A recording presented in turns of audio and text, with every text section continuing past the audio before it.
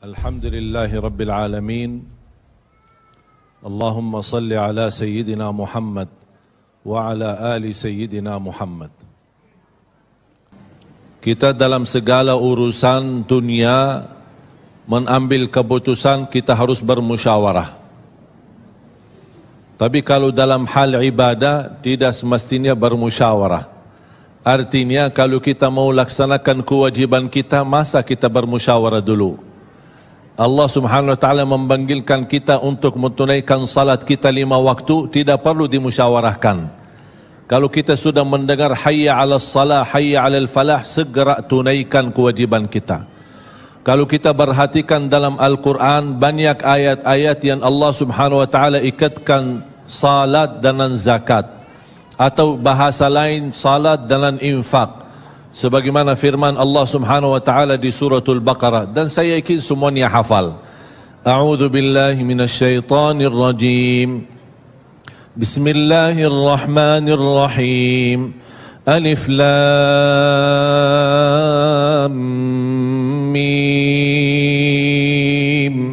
Dzalikal kitabu la raiba fihi hudan lil muttaqin. Alkitab ini petunjuk bagi siapa? Bagi muttaqin. Dan Allah menjelaskan sifat-sifat mereka. Kalau kita ingin meniru mereka, ingin bergabung bersama mereka, ingin menjadi seperti mereka, ikutilah penjelasan Al-Quran. Siapa sih al-muttaqin ini? Allah Subhanahu wa taala sebutkan, الذين يؤمنون بالغيب ويقيمون الصلاة ومما رزقناهم ينفقون. Mereka adalah yang beriman tentang gaib. Apa yang gaib? Allah, malaikat, jannah, surga, neraka, segala sesuatu yang gaib mereka percaya, walaupun mereka tidak melihat dengan mata sendiri. Dan sifat mereka alladzina yuqimuna as-salah. Beda artinya yuqimuna as-salah sama yusallun. Ada orang hanya kerjakan salat, tapi ada orang mendirikan salat. Ada 2 orang salat di saf pertama, sama-sama ruku', sama-sama sujud, sama-sama membaca Al-Quran, tetapi satu diterima oleh Allah, satu tidak diterima oleh Allah. Apa persoalannya?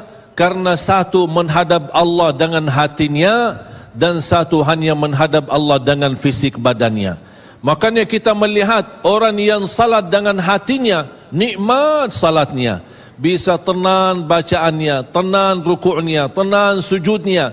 Beda sama orang yang buru-buru melaksanakan salat.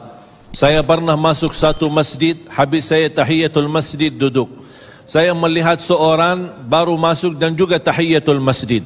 Saya melihat gerakan salatnya, subhanallah, bukan subhanallah, na'udzubillah, luar biasa cepat. Saya hanya menangkapi bacaan gerakan salatnya. Saya baca Al-Fatihah, saya baru selesai waladdallin amin, dengan saya mencuba bagaimana bandingkan bacaan Al-Fatihah dengan salat beliau, dia sudah sampai ke tahiyat, padahal baru saya selesai surat Al-Fatihah.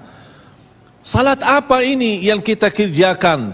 Banyak orang-orang berlomba-lomba seolah-olah ada juara. Siapa yang paling cepat selesai salat dapat juara 1. Inilah yang terjadi dalam keadaan kita. Makanya kita merasa tidak nikmat salat kita. Yang kita hanya kejar seminar khusyuk dalam salat, latihan khusyuk dalam salat. Sebenarnya Bapak Ibu biar faham, tidak ada perintah dalam Al-Quran memerintahkan salat yang khusyuk. Tidak ada perintah dari Rasul salat yang khusyuk. Salat khusyuk itu apa? Salat yang khusyuk hasil dari salat yang tenang. Allah perintahkan ketenangan dalam salat. Ar-Rasul SAW memerintahkan ketenangan dalam salat. Kalau sifat khusyuk adalah sifat orang mukmin yang melaksanakan salat tumaknina. Qad aflahal mu'minun alladzina hum fi salatihim khashi'un. Ketika ada seorang datang ke masjid di zaman Rasulullah sallallahu alaihi wasallam, masuk masjid tahiyatul masjid, selesai salat dia datang kepada Rasul mau salaman, Rasul tidak menjawab. Bahkan Rasul berkata, salli fa innaka lam tusalli salatlah karena kamu belum salat. Dia pergi ke depan, salat lagi, selesai balik lagi bertemu Rasul. Mau salaman, Rasulullah SAW tidak menjawab. Salli fa innaka lam tusalli, salat dulu karena kamu belum salat. Sampai 3 kali dikasih tahu oleh Rasulullah SAW. Akhirnya orang berkata, mohon maaf ya Rasulullah, saya tidak tahu selain ini salatku. Gimana? Kata Rasulullah SAW, fa idza qumta faqum mutma'inna. Kalau berdiri, berdiri tenang, tumaknina. Tumaknina salah satu rukun di dalam salat. Tidak sah salat seorang tanpa Al-Fatihah, betul? Sama tidak sah salat seorang tanpa tumaknina.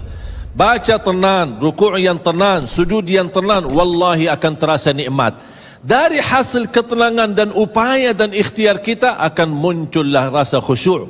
Karena khusyuk bukan sesuatu yang datang dari luar, tapi khusyuk sudah ada di dalam hati.